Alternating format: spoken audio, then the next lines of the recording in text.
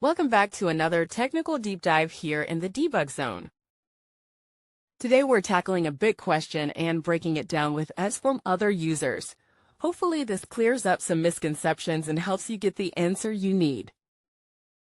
So buckle up, stay a little curious, and let's jump right in.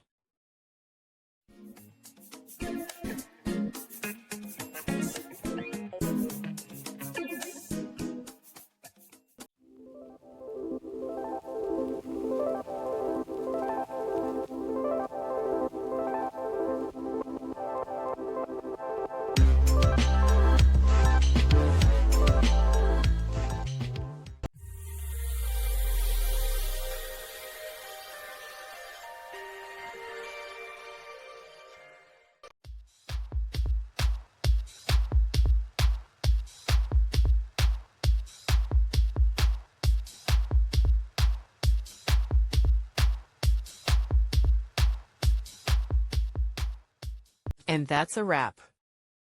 I hope you found the answer you were looking for. If you did, take a second to hit that subscribe button. It really helps out. And let me know in the comments which solution worked best for you.